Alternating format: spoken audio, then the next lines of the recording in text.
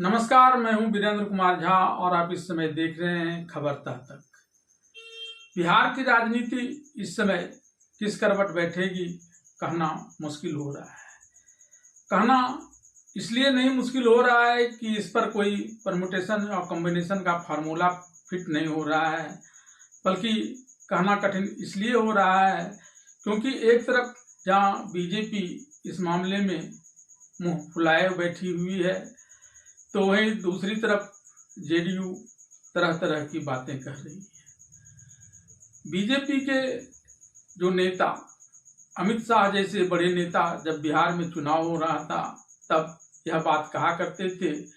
कि बिहार के जीते हुए विधायक एनडीए के आपस में बैठेंगे और मुख्यमंत्री तय हो जाएगा। लेकिन अब जब उन्हें अपनी ही पार्टी का सीएम के चेहरे को घोषित करना है तो वे इस मामले में अभी कुछ भी कहने से बच रहे हैं और जिन विधायकों को बिहार में पटना में बैठकर अपना मुख्यमंत्री चुनना था उन सभी को बीजेपी के राष्ट्रीय अध्यक्ष नितिन नवीन यहां से दिल्ली ले गए हैं और वहां उनके साथ विचार मंथन करने की बात कही जा रही है। विचार मंथन हो भी रहा है या नहीं यह कहना मुश्किल है, क्योंकि उसके तरफ से कोई भी नेता बाहर आकर कुछ भी कहने की हिम्मत नहीं जुटा पा रहे हैं और अंदर ही अंदर क्या हो रहा है इसकी कोई जानकारी नहीं। सिर्फ इतनी ही बातें कही जा रही है कि 14 तारीख को नीतीश कुमार मुख्यमंत्री के पद से इस्तीफा देंगे और तब बीजेपी का कोई नेता मुख्यमंत्री का पदभार ग्रहण कर लेगा। ऐसा लगता है कि शायद बीजेपी के विधायकों को दिल्ली शिफ्ट इसलिए कराया गया है कि उनसे कोई विचार मंथन नहीं करना है, बल्कि उन्हें यह घुट्टी पिलानी है कि चुपचाप प्रधानमंत्री नरेंद्र मोदी और अमित शाह की जोड़ी जिस नाम का खुलासा कर देंगे मुख्यमंत्री पद के लिए उसे चुपचाप स्वीकार कर लेना है। बस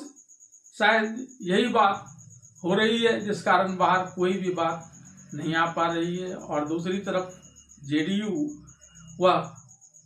अपने बयानों को लगातार बदलती चली जा रही है और तो और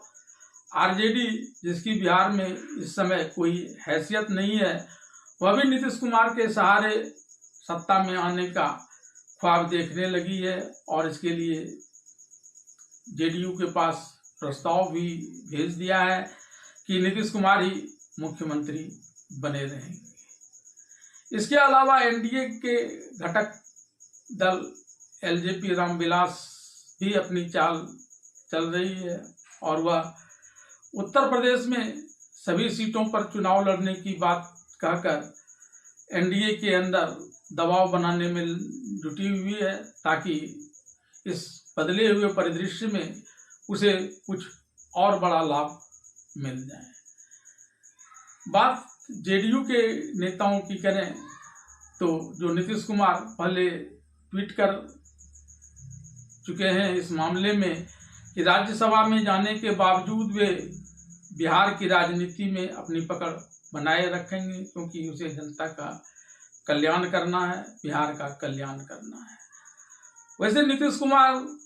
पहले भी पाला बनने में माहिर रहे हैं और अपना वर्चस्व बनाने में कामयाब होते रहे हैं। जब वे बीजेपी के एनडीए गठबंधन से अलग होकर आरजेडी के नेतृत्व वाले महागठबंधन में जाते थे और वहां से फिर वापस आते थे और यहाँ से फिर वापस लौटते थे,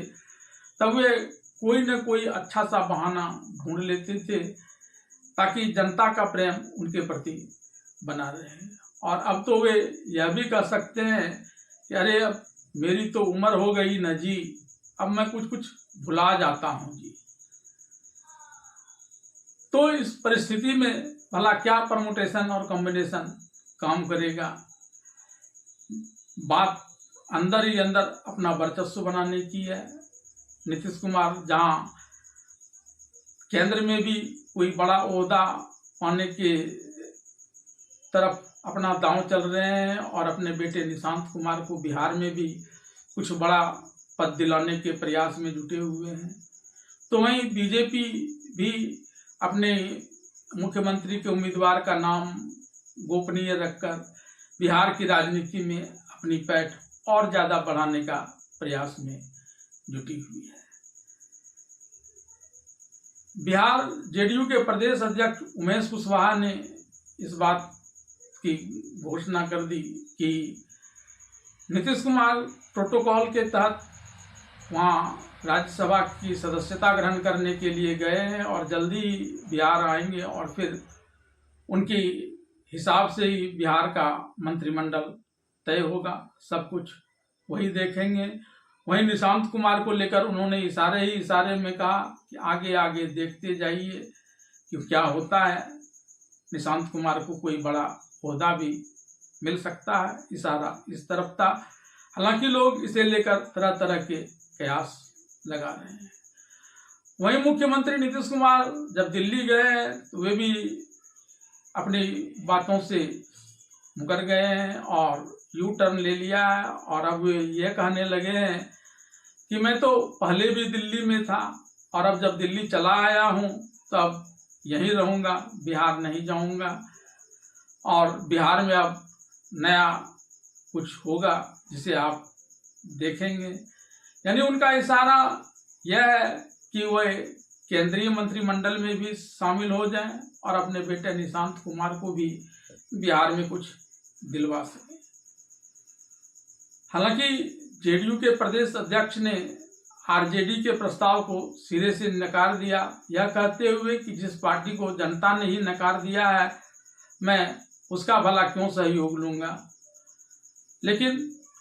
अंदर क्या चल रही है इसका खुलासा वे भी नहीं कर रहे हैं, क्योंकि एनडीए के ऊपर दबाव बनाकर कुछ बड़ा करने की सोच उनकी है। एलजेपी के नेता चिराग पासवान वे भी एक बड़ी सोच रखते हैं और किसी भी अवसर पर दबाव की रणनीति बनाकर अक्सर अपना फायदा उठाते रहे हैं। हालांकि वे पूर्व में बिहार के अगले मुख्यमंत्री के तौर पर चुनाव के दौरान अपने आप को प्रस्तुत कर चुके हैं, लेकिन लगता है कि बीजेपी उन्हें कुछ ऐसा आगे नहीं करने देगी, तो वे अभी से ही दबाव की रणनीति बनाने लगे हैं। और उत्तर प्रदेश के उनके प्रदेश अध्यक्ष ने यह कह दिया कि एनडीए के साथ उत्तर प्रदेश में उनका कोई गठबंधन नहीं है, लिहाजा वे उत्तर प्रदेश के सभी सीटों पर चुनाव लड़ेंगे। हालांकि ऐसा कहते हुए उन्होंने अपने निशाने पर समाजवादी पार्टी और कांग्रेस पार्टी को लिया, लेकिन अंदर ही अंदर उनका प्रयास एनडीए के वर्तमान राजनीतिक माहौल से लाभ उठाने की है बिहार में, न कि उत्तर प्रदेश में, क्योंकि वहां का चुनाव तो अभी 1 वर्ष दूर है। बीजेपी